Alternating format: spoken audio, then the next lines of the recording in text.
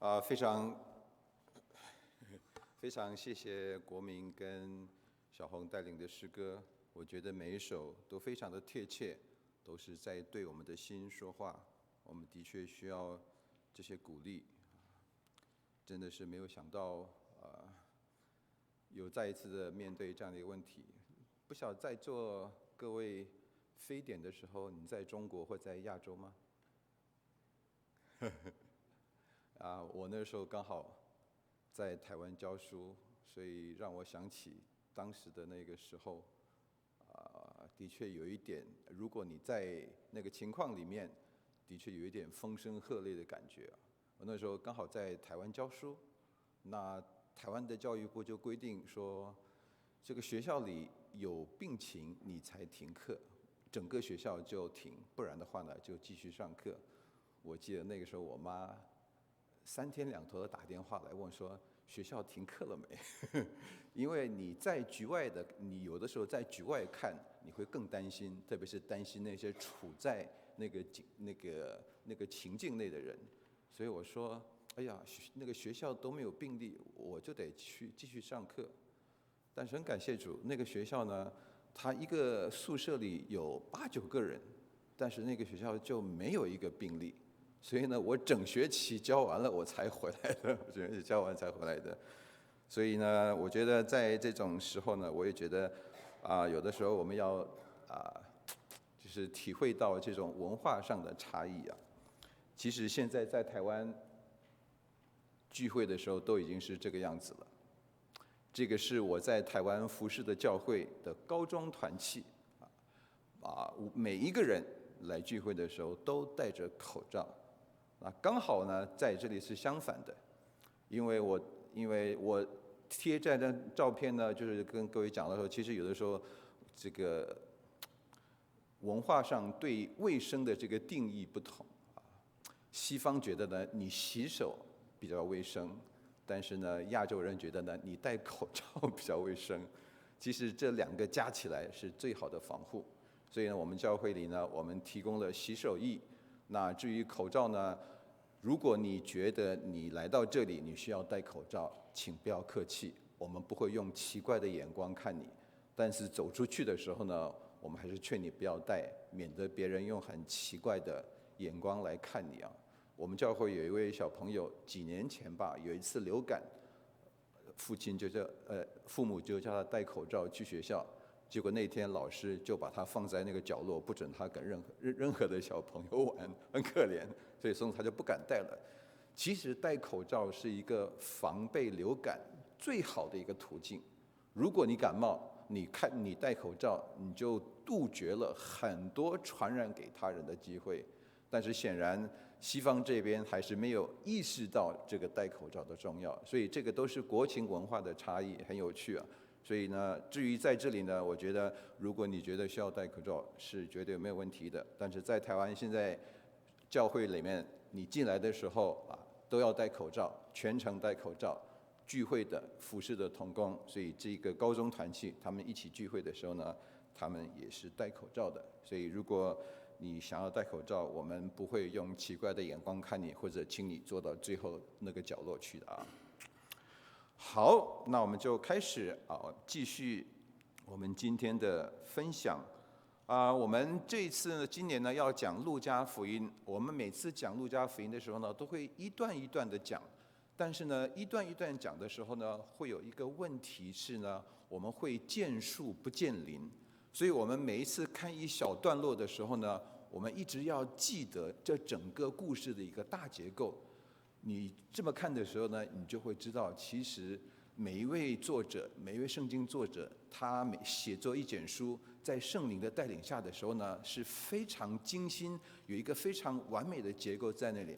他不是随随便便随性的写，而是呢，他心中有一个目标，心中有一个目的，而且他按照这个目的呢，其实呢是写得非常的有层次的。特别我觉得路加他是个医生，我觉得思想就是更特别的清晰。所以呢，路加福音呢，你可以看到层层次次的呢，它有很多的结构。所以今天在我们思想耶稣的事工缩影的时候呢，我想先跟各位复习一下我们前面的整个这个大结构。这个大结构呢，前面一个很重要的一段呢，是路加福音1章到9章这一个大结构。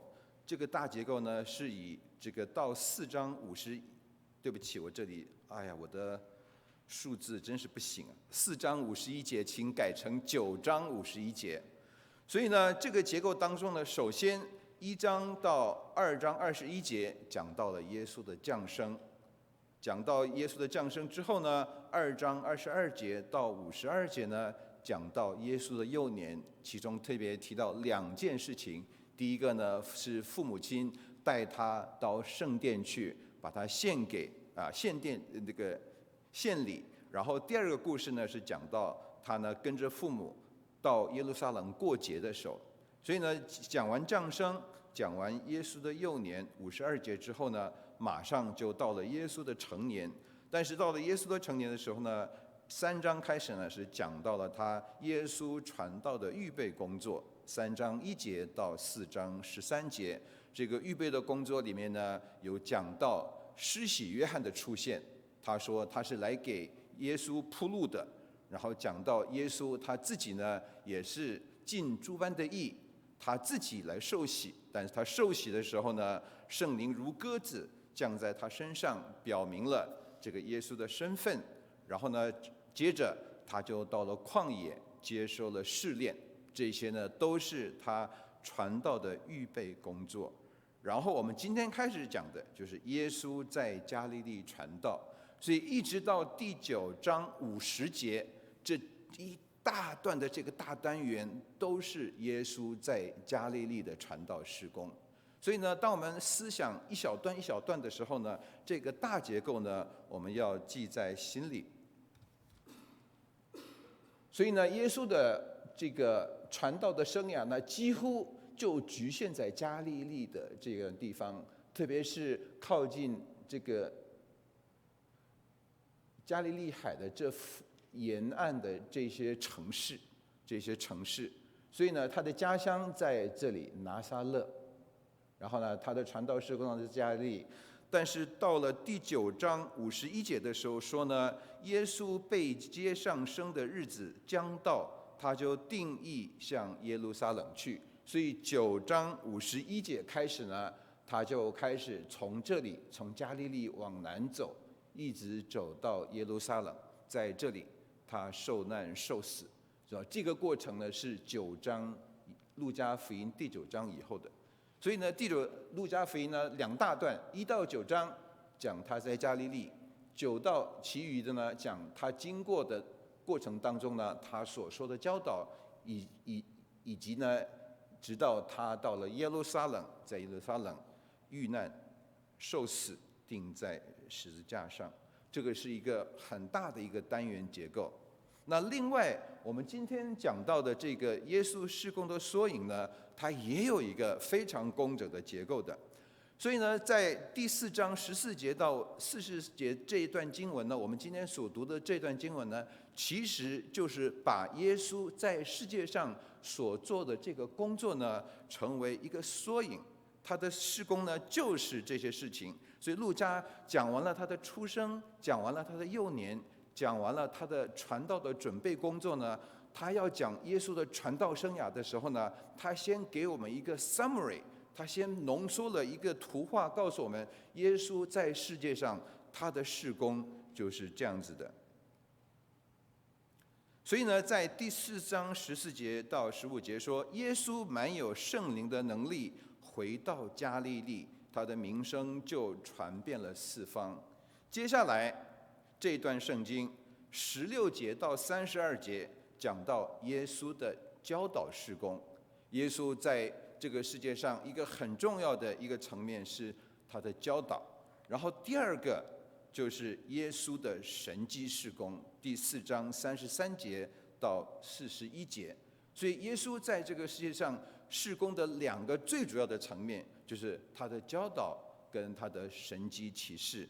然后他讲完这2个层面之后呢，他再做一个结论，说于是耶稣在加利利的各会堂传道。看到了吗？他用加利利前后呼应，然后呢，他做一个缩影，说耶稣的事工有哪2大方面呢？一个是他的教导，一个是他的神迹奇事。本来我们上星期应该是讲耶稣的教导事工，那我看今天的时间有限，我可能这一段呢，可能就要大概的跟各位分享一下。但是这个也是一个非常工整的一个结构，讲到说这段圣经呢，路加要告诉我们耶稣在这个世界上所要做的事情是什么。然后呢，在路加当中呢，他非常强调的一个就是圣灵的工作。所以呢，为什么我们到了使徒行传的时候呢，我们说使徒行传是圣灵行传。我们其实在路加就看到，路加呢，他虽然身为一个外邦人，但是他相信主以后呢，他看到圣灵在一个人生命身上的不可或缺。所以呢，他在他的经文当中，他的故事当中，一直在强调圣灵工作的重要。好，比方说他受洗的时候，圣灵降临在他身上，说：“你是我的爱子，我喜悦你。”然后耶稣被圣灵充满，从约旦河回来，然后呢，圣灵将他引到旷野。马可说的更厉害，他说圣灵把耶稣赶到旷野，是圣灵带领了耶稣到了旷野，40天受魔鬼的试探。然后同样的，耶稣带着满有圣灵的能力从旷野回来，回到了加利利。然后呢，当他进到会堂讲道的时候呢，圣经他呢引用以赛亚的书说：“主的灵在我的身上。”所以呢，在这里我们可以看到圣灵的工作在我们每一个人的身上都是不可或缺的。我们特别是在现在这段时间，我们是特别需要圣灵。圣灵在约翰福音说，他是一个保惠师。保惠师的意思呢，是为你辩护；另外一个是就是安慰者。所以我们需要圣灵的安慰，我们需要圣灵在我们旁边为我们辩护、保护我们。好，那耶稣的教导，他呢到了会堂之后呢，他教导呢一个重点就是呢，他来到这个世界上是旧约应许的应验。那我们读圣经的时候呢，我顺便就是很快的跟各位讲，他在会堂里讲道的时候呢，他引用的这段圣经呢是以赛亚书。但是你如果回到以赛亚读的时候呢，你又发现他引用的这一段呢，跟以赛亚的这一段呢又不太相同。哪里不同？上面那一段是耶稣在会堂里讲的话。然后呢，下面是以赛亚书61章1到2节，这个是耶稣所引用的原来的经文，哪里不同？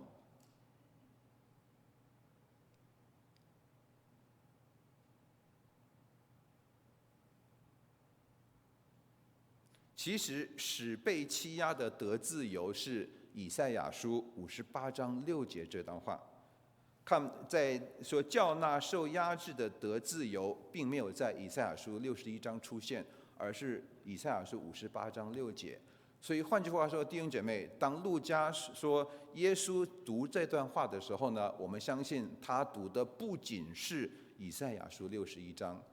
犹太人聚会的时候呢，他们那个时候不像我们现在这么方便，每个人可以用手机，每个人都有一本纸本的圣经。他们呢是从柜子里拿出一卷书来，比方说今天要读以赛亚书，他们就拿出一个经卷，然后拉笔呢就把这个经卷呢展开来，然后呢就读给大家听。因为那个时候大多数的人不识字，他们只听得懂，所以呢就由拉笔读。所以耶稣呢到了会堂，然后那个会堂人呢就把这个圣经拿起来，就递给他，他就打开来翻到以赛亚书。所以换句话说，他读的不仅是以赛亚书61章而已。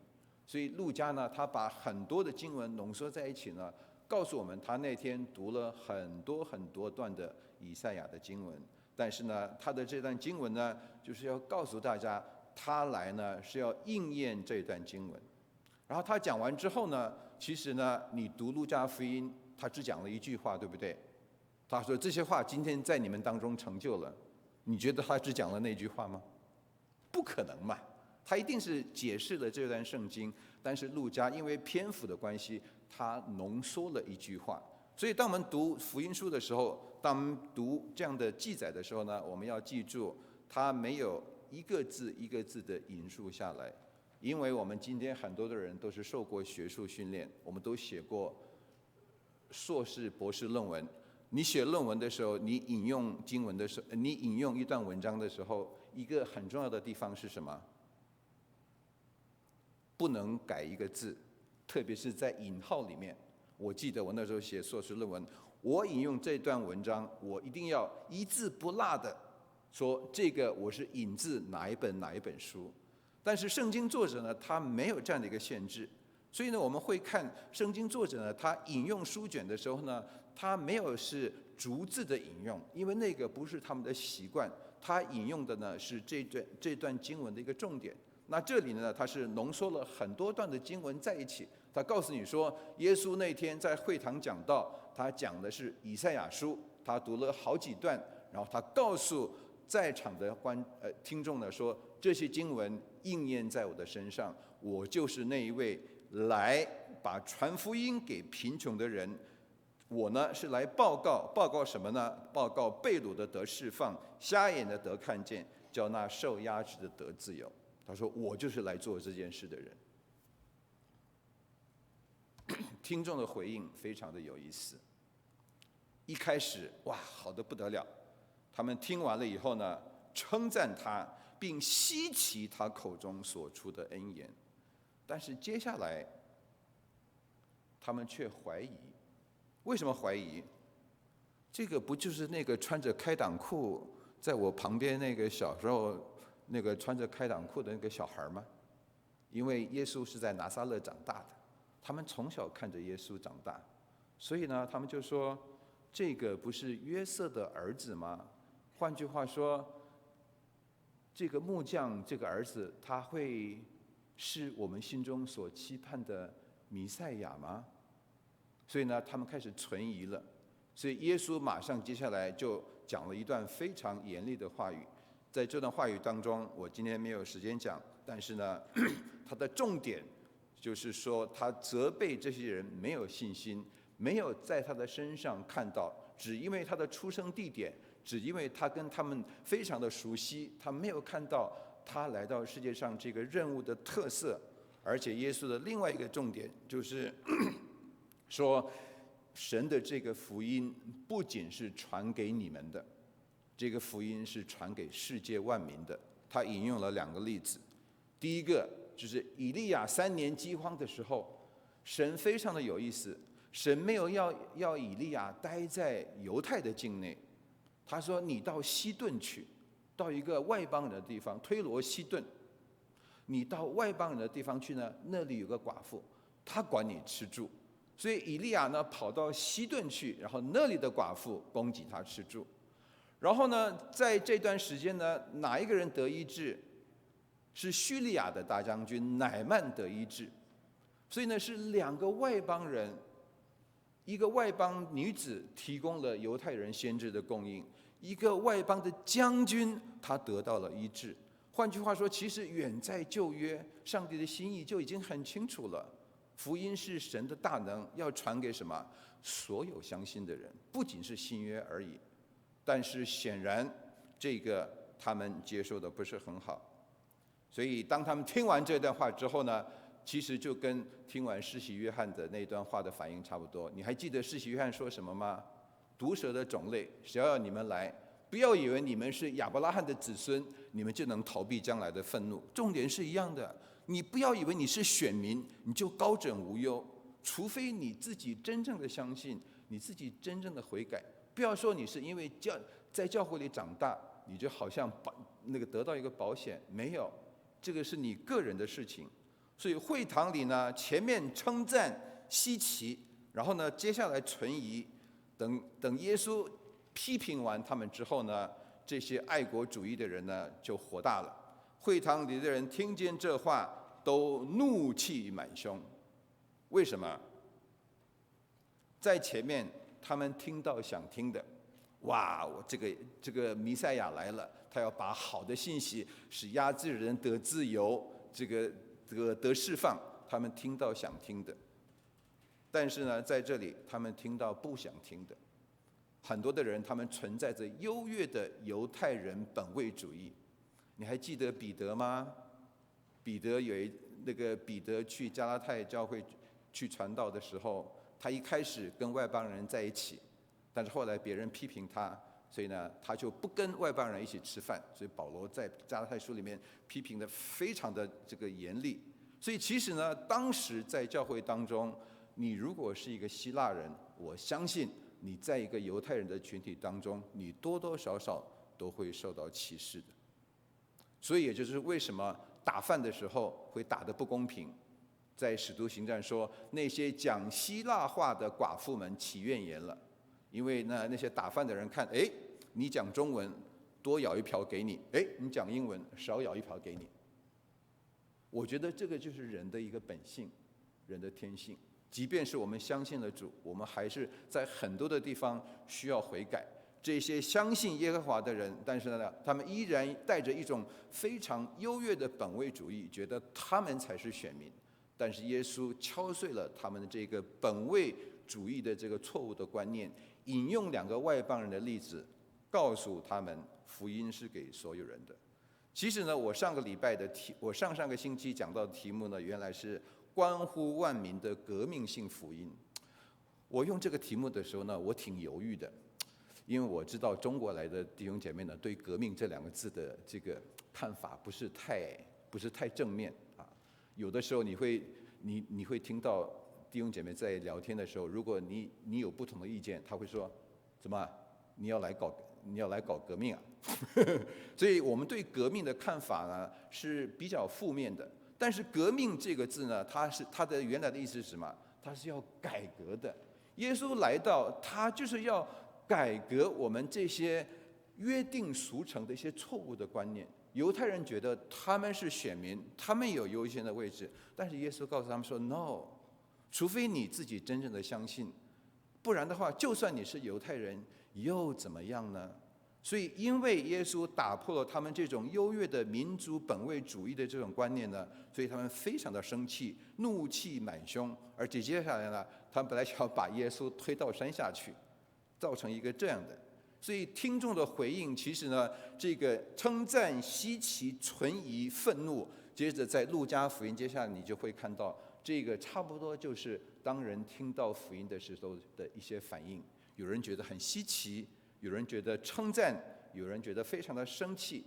但是呢，最重要的是，你要不要接受？你要不要相信这个关乎万民的改革性的福音？它来是要带来改变。改变既定的结构，改变既定的状况，改变这个世界，改变我们每一个人的心。所以这个是耶稣首先在拿撒勒的会堂做教导的工作。然后接下来呢，他呢是在加百农，在加百农当中呢，他是呢做神迹的事工。那这里呢，其实呢也有一个非常非常工整的结构。首先，它是一个前言。31章32节，耶稣下到加百农，就是加利利的一座城，在安息日教训众人。各位注意了，这个是神迹事工的前提。然后呢，接下来他提到一个赶鬼的事件，然后第二个他讲到了医治彼得的岳母，然后再来他讲到医治跟赶鬼，然后呢，最后呢，他做了一个使命的宣言。你看，工整多结构，大结构、小结构、小结构，层层次次的非常的分明。然后结束的时候呢，他再次提到说，于是耶稣在加利利的各会堂传道。这个教训呢，其实改成教导比较好，因为教训听起来好像是指着你的鼻子来教训你，其实就是教导。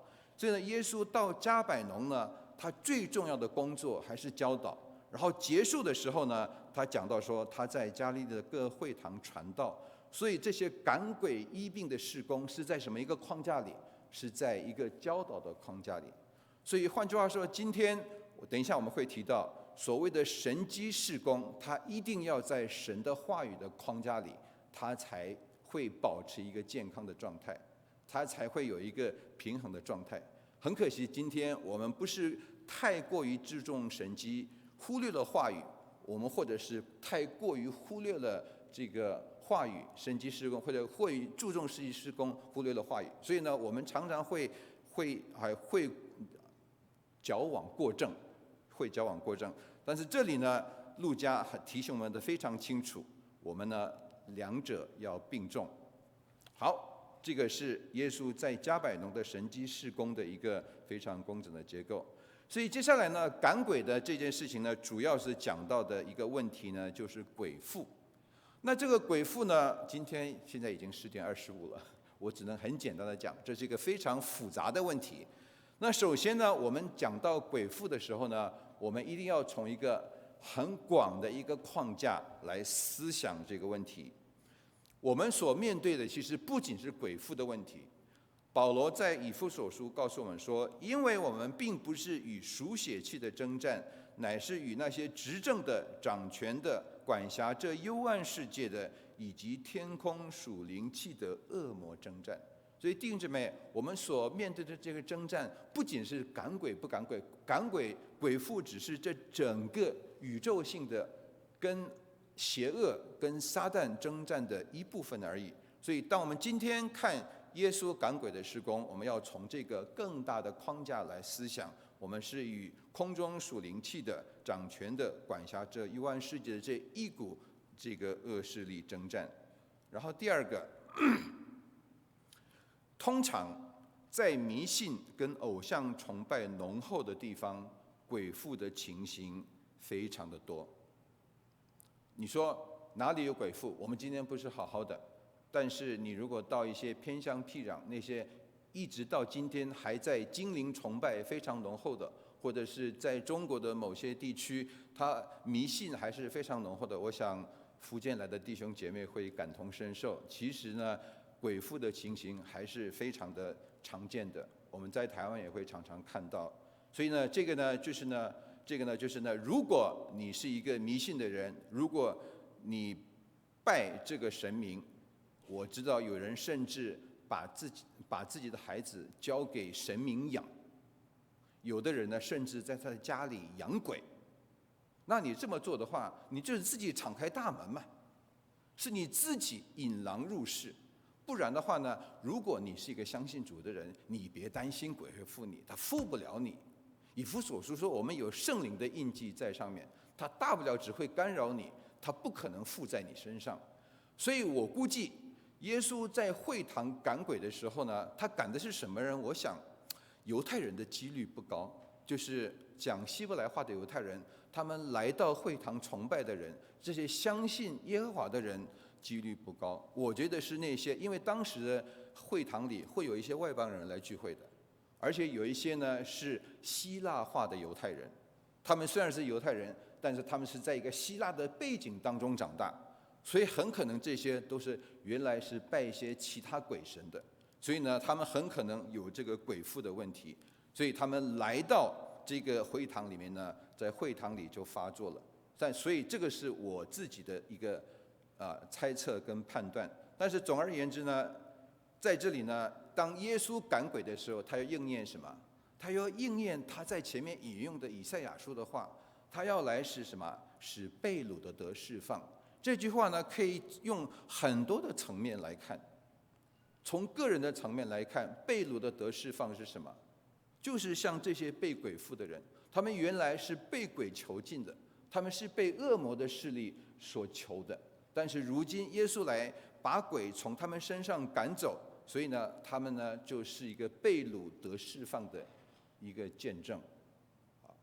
所以呢，这个我们今天在这里赶鬼的工作虽然不多，但是呢，偶尔的时候我们还是会看到的这个鬼附的现象。然后今天呢，我们另外一个特别要注意的就是精神疾病跟鬼附的差异。我们今天没有时间详细讨论，这个我们需要求圣灵给我们分辨的智慧。我们不要一竿子说所有的说你是被鬼附的，你要好好的观察是精神的问题，还是我觉得有的时候我们基督徒特别是台湾的基督徒非常的没有智慧，碰到这个就说你被鬼附，我奉神的名这个赶走，然后他们有什么很多谎言的灵啊、苦毒的灵什么什么，这些都要赶走啊。我觉得不是，我觉得精神疾病跟鬼附的差异，我们需要搞清楚。然后最后，我们每一个人请牢记，我们一起读这一段经文好吗？请。你们是属神的，并且胜了他们，但在你们里面的比那在世界上的更大。弟兄姐妹，不要怕。如果你是信主的，他最多只能骚扰你，他没办法附在你身上，他没这个能力，他没这个权利。如果照领土来说的话呢，我们如今是圣灵的领土，我们是上帝的领土，他不能跨越城池一步，除非是你自己开了后门，是你自己引狼入室，否则不可能，否则不可能，否则不可能。所以请记住约翰一书的这段话，在你们里面的比那在世界上的更大。所以呢，其实呢，鬼自己都承认耶稣是一个更高的权柄。所以当耶稣在拿撒勒会堂里面要赶走那个被鬼附的人的时候呢，那个鬼说话了，说拿撒勒的耶稣，我们与你有什么相干？你来灭我们吗？我知道你是谁，乃是神的圣者。连魔鬼都知道他是谁。然后在第二段经文，耶稣在做赶鬼的工作的时候呢，那些鬼说你是神的儿子。耶稣斥责他们，不许他们说话。耶稣为什么斥责他们，不许他们说话？他不是承认吗？相信吗？很好啊。耶稣不希望相信承认的话是出自这些诸灵的口中，不是好见证。所以弟兄姐妹，所以为什么在雅各书说你们相信，然后呢，鬼魔也相信的原因就在这里。光相信不够，你要把这个信实实际际的放在你的心中，活出来，这个才重要。在这里，他们也承认耶稣是神的圣者，他们也承认耶稣是神的儿子，但是他们并没有真正的尊他为圣者，他们并没有真正的尊他为神的儿子。那这个神的儿子在这些鬼的心中一点区别都没有，他只是怕他，但是他依然是属于那个空中掌权的恶势力的掌权的喽啰之下而已。所以我举这两段经文，只是提醒各位，我们属于他的儿女，我们不用惧怕，我们不用惧怕，我们要用一个勇敢的心来面对，有的时候甚至要帮助我们身边那些受干扰的人，而且求神给我们智慧，让我们知道什么是精神的问题，什么是真正的被鬼附的问题。这个非常的复杂，我今天讲的非常有一点过于简单，因为时间的关系。如果各位有什么问题的话，欢迎我们私下继续交流。那最后呢，我想讲到耶稣医治西门的岳母这个故事。耶稣呢出了会堂，他在会堂医好了那个被鬼附的人，他就进了西门的家。然后和合修订本翻译得非常好，他说西门的岳母在发高烧，有些人为他求耶稣。我觉得在今天这个武汉肺炎的情况下，我们读这段经文非常的贴切。他在发高烧，然后呢，大家都束手无策，有人甚至为他求耶稣，因为什么法子都没有了。然后我们看耶稣怎么做。接下来，耶稣站在他旁边，这个旁边呢，其实不是太确切，英文译得很好，中文没这个介系词 above。Jesus stood above her。我还在镜头里面吗？比方说，彼得岳母躺在这里，然后呢，耶稣站在他的旁边，但是他站的位置呢是俯视着他。各位明白我的意思吗？旁边不是这个旁边，所以换句话说，耶稣站在旁边。Jesus stood above her， 这里呢是表现耶稣在这件事情上的权柄，他要医治他，因为接下来他做了一件事情，他斥责那热病，热病就退了。他责备那个热病，所以这个呢，我们就要从上下两段斥责这个字来看了。其实呢，在前面，耶稣责备那个魔鬼说，那个污鬼说不要作声，这个责备就是斥责这个字。然后接下来，当那些鬼说你是神的儿子的时候呢，耶稣就斥责他们，不许他们说话。所以换句话说，在这段圣经当中记了3个故事。第一个，耶稣在会堂赶走一个赶出了被鬼附的。然后呢，他到了西门的岳母家，西门的岳母发高烧，他斥责那个热病，热就退了。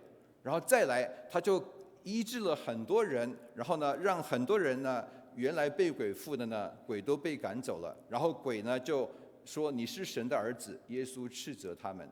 所以呢，这个西门岳母的热病放在这2个责备当中呢，告诉我们或许疾病跟魔鬼有关联。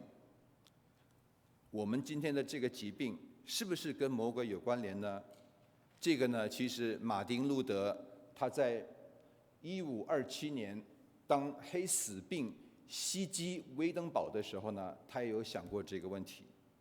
后来呢，他写了一篇文章，这篇文章呢叫《基督徒在瘟疫中应不应该逃跑》。我很希望这篇文章有中文翻译，但很可惜没有。各位如果可以读英文的，可以去读这篇文章。马丁路德呢，他呢对这件事情呢想了很多。然后我们的戴强长老呢，他准备写一篇文章，是有关马丁路德这篇文章。但是呢，马丁路德在那篇文章当中呢，他提到一点，他说疾病跟魔鬼的关联在于哪里呢？在于说魔鬼是想要引起人的恐慌跟惧怕，他借着这个病想要让你怕，说原来他是法力无边的，原来他是力大无穷的。所以耶稣斥责这个热病，耶稣要斥责的时候呢，他要让这些人看到，他是在这个疾病，他是在这个引起疾病的，如果这个疾病是邪恶的势力引起的，他呢是高高在上的，他有这个权柄，所以他站在西门岳母的头上，然后呢斥责这个病，不许他们说话。所以马丁路德同时呢也勉励我们如何的来面对疾病中的恐慌惧怕。他说我们应该以怜悯跟勇气来面对撒旦借着疾病的攻击。弟兄姐妹，特别是在现在的这段时间，我们真的是需要多一点体恤，多一点怜悯。另外，我觉得我们更要有勇气来面对，因为未知的因素太多了。我们有的时候真是需要有勇气来面对。所以今天我觉得上帝非常的怜悯我们，让我们刚好今天来看西门的岳母热病得医治在这里，我们就借着这件事情，我们来反思，在这段时间，我们真的是要学习如何做一个有智慧的怜悯人我们不要随意的暴露在传染之下，但是呢，我们小心的去好好的来关心照顾那些有需要的人，然后我们自己也是有勇气有怜悯来面对这样的一个情况。但是整个的耶稣赶鬼，他最重要的目标是什么呢？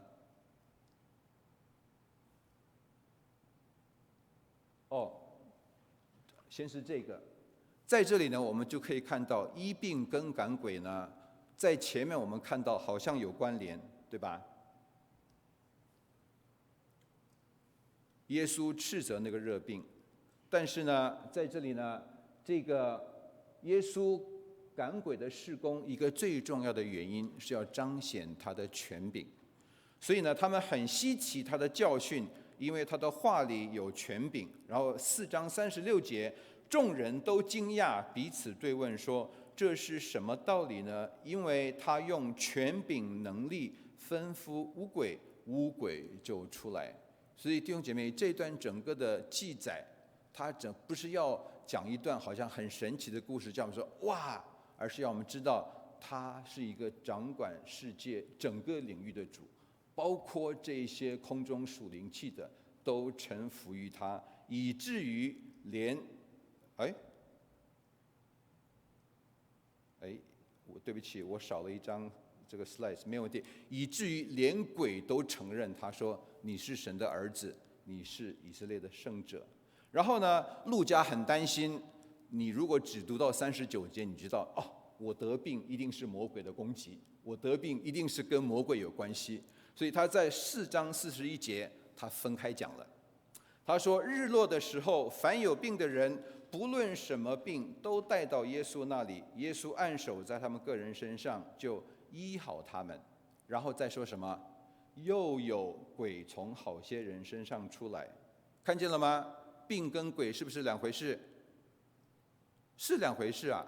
他先医病，医了病之后呢，然后很多的人呢，他是被鬼附的，他又赶鬼。所以路加好像有一点担心我们在西门的岳母那件事情上，我们会把所有的疾病都跟这个魔鬼牵连起来。路加怕我们，所以他在这里说，其实呢，有一些病就是单纯的病，它不一定是撒旦魔鬼的攻击。我觉得这个呢，就是另外一个我们需要有智慧来分辨。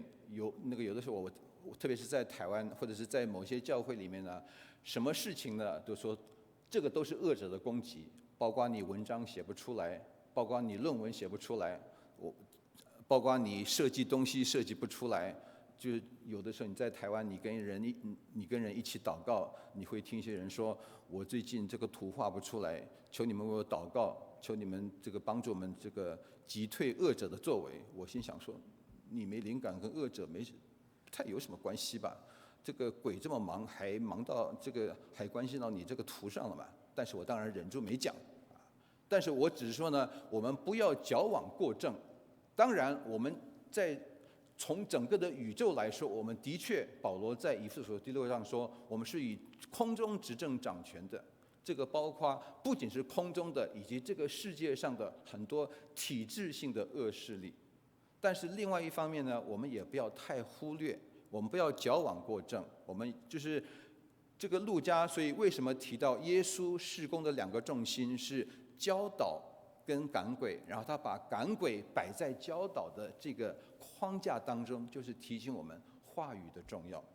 我们一定要有神的话语为基础来做我们无论是赶鬼，无论是其他的这些神迹性的事工。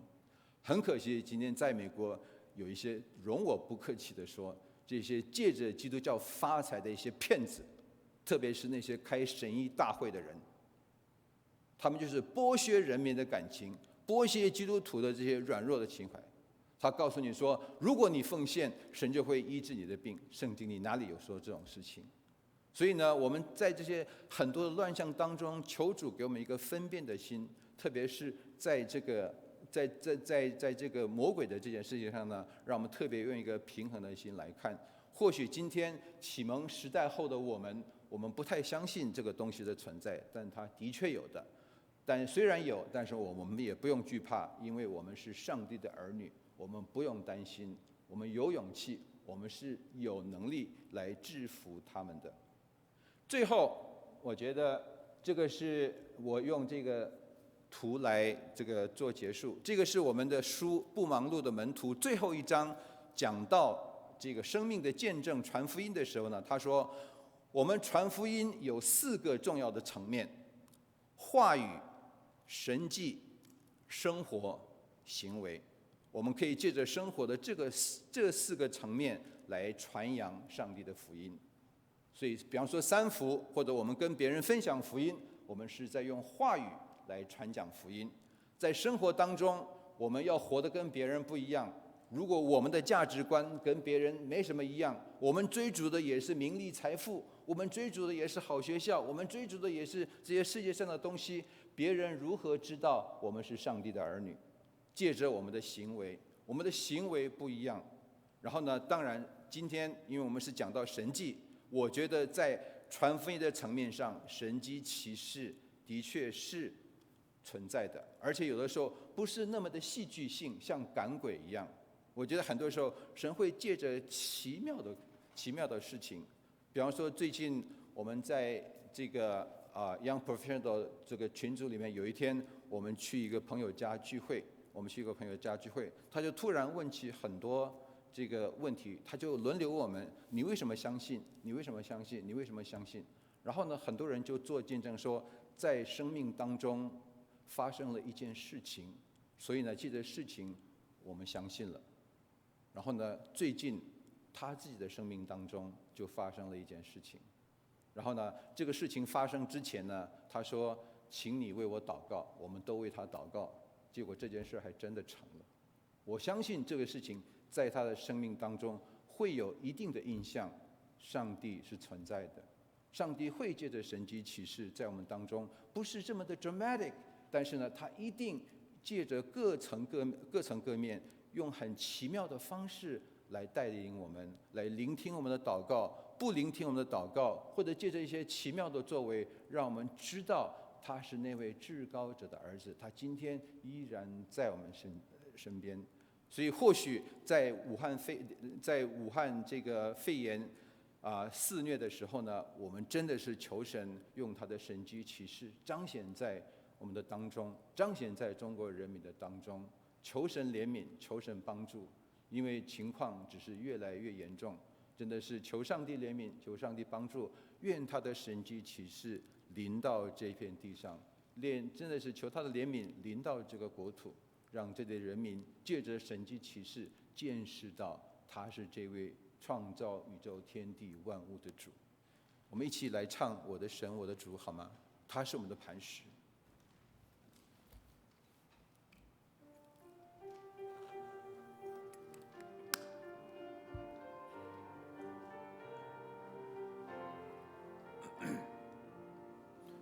我的神，我的父，我的磐石，我敬拜你。你的慈爱，丰盛的慈爱，永远屹立不变，建立到万代。我的神，我的父，我的拯救，我赞美你。你的心事，恒久的心事，永永远远建立天上。我要欢呼，向你举双手，向你扬声高唱，哈利路亚。因你喜悦我们，是我的力量荣耀，愿在光明中与你同行。我要欢呼，向你举双手，向你扬声高唱，哈利路亚。你是我的主宰，谁能与我的神相比？我一生向你父敬，我要欢呼，我要欢呼，向你举双手，向你扬声高唱，哈利路亚。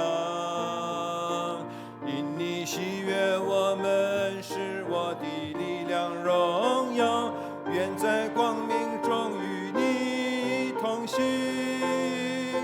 我要欢呼，向你举双手，向你扬声高唱，哈利路亚。你是我的主宰，谁能与我的神相比？我一生向你敬拜。亲爱的天父，我们特别是在这样的一个时候，我们更要来敬拜你。主要我们是在这里，在线上，我们愿意来屈膝来敬拜你。主要我们特别是在这个时候，我们特别为疫情祷告，特别是在为现在疫情当中的人民祷告。主啊，你知道他们的苦难，你听到他们的哀声，求你自己的怜悯临到他们，求你自己的神迹奇事临到他们，求你的奇事彰显在他们的当中，让他们称赞，让他们稀奇，以至于让他们相信你是那位创造天地的主，除了你以外别无拯救。我们这样祷告，是奉主耶稣的圣名祈求，请坐。